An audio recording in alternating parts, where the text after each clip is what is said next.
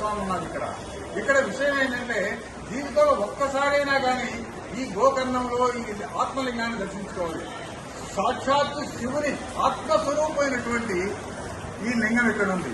అదే ఆత్మలింగం. ఈ ఆత్మలింగాన్ని దర్శించుకుంటే మన పాపాలన్నీ పటాపంచలైపోతాయి. ఈ ఆత్మలింగాన్ని మనం తప్పనిసరిగా దర్శించుకోవాలి. అసలు ఈ ఆత్మలింగం ఇక్కడికి ఎలా వచ్చింది, ఎలా చేరింది అనడానికి ఒక పురాణ కథ ఉంది. ఒకసారి రావణాసురుడు, బ్రహ్మాండమైన రావణాసురుడు తపస్సు ఎలా చేస్తారో అందరికీ తెలిసింది కదా. అసలు నియమ నిష్ఠాలతో అద్భుతంగా బ్రహ్మాండంగా సంవత్సరాల తరబడి తపస్సు చేస్తారు ఆయన.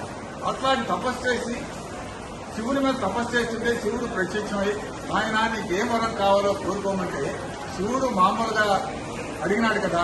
మరి రావణాసురుడు ఏం చెప్పాడు? రావణాసురుడు వచ్చి అయ్యా నీ ఆత్మలింగాన్ని కావాలని అడిగాడు ఆయన. చూడండి, ఆత్మలింగాన్ని కావాలని అడిగాడు. ఈ బోళాశంకరుడు ఏం చేస్తాడు? అడిగిన వెంటనే అంతా ఇచ్చేస్తాడు. ఆ ఆత్మలింగాన్ని ఇచ్చారు, పోలనాడు ఇచ్చేశాడు.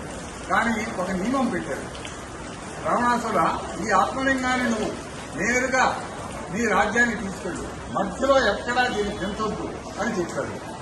సరే అని చెప్పి రావణాసురుడు ఆత్మలింగాన్ని తీసుకుని ప్రయాణమయ్యాడు. ఎప్పుడైతే ఆత్మలింగాన్ని శివుడు రావణాసురుడికి ఇచ్చారని దేవతలకు ఇందరికీ తెలిసిందో వాళ్ళందరూ వెళ్ళి విష్ణుమూర్తి దగ్గర మొదలుపెట్టుకుంటారు. విష్ణుమూర్తి దానికి ఒక తరుణోపాయం ఆలోచిస్తాడు. సరే, రావణాసురుడు ఇలా తీసుకెళ్తుంటే విష్ణుమూర్తి ఏం చేశాడంటే సూర్యుడికి చక్రం అడ్డేశాడు. అంటే సూర్యకాంతి అయిపోయి సంధ్యా సమయం అవుతుంది.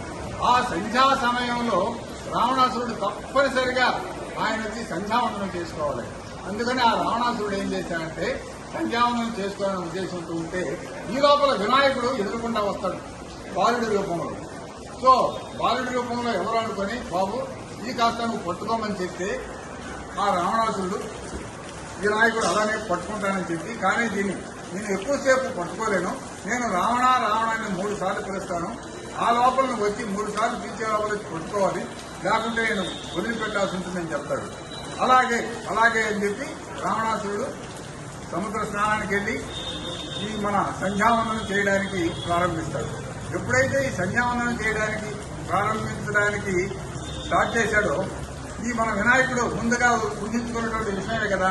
వినాయకుడు ఏం చెప్పాడంటే రావణ అని 3 సార్లు పిలుస్తాడు. 3 సార్లు పిలిచిన రావణాసురుడు వచ్చే టయానికి ఇక 3 సార్లు పిలిచాడు కదా, ఈ నియమం దాటిపోయింది. ఆ కింద భూమిలో వదిలేస్తాడు. ఆయన భూమి పైన వదిలేసిన తర్వాత రావణాసురుడికి ఎలా చేశామని చెప్పి వినాయకుడికి ఒక మొదటికాయ వేస్తాడు.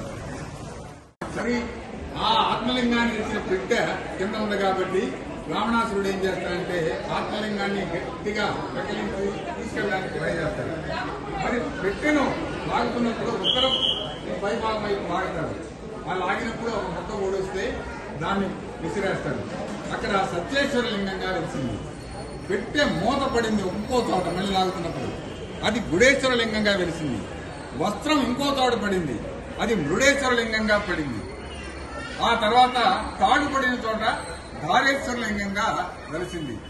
ఈ లింగాల మధ్యన స్వామివారి ఆత్మలింగం గోకర్ణంలో ఉండిపోయింది. అందుకనే గోకర్ణంలో ఆత్మలింగం ఉంది. ఈ ఆత్మలింగాన్ని దర్శించుకుంటే నిజంగా అంతకంటే ఆనందం ఇంకేం కావాలి. సాక్షాత్ పరబ్రహ్మ స్వరూప విష్ణు స్వరూప లింగాల మధ్య పరమేశ్వరుని ఆత్మలింగం గోకర్ణంలో ఉండిపోయింది.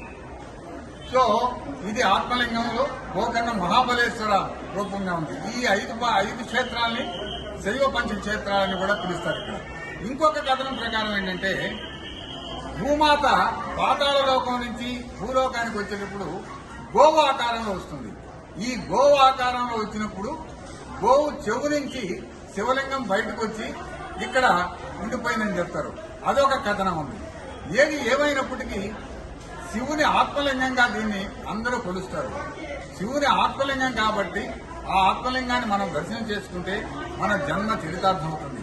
ముఖ్యంగా ఈ గోకర్ణం వచ్చిన వాడు సముద్రంలో స్నానం చేసి ఆ తర్వాత శివుని ఆత్మలింగాన్ని దర్శించుకుంటే వాళ్ళ పాపాలన్నీ పటాపంచలైపోతాయి. శివుడు బోళాశంకరుడు, అడిగినంతనే అన్ని ఇచ్చేస్తాడు. అలాంటి శివుడు మన కోరికలు నెరవేర్చడా. రండి, మీరు కూడా ఇక్కడికి వచ్చి ఈ ఆత్మలింగాన్ని దర్శించుకోండి, మీ పాపాలను పటాపంచలు చేసుకోండి.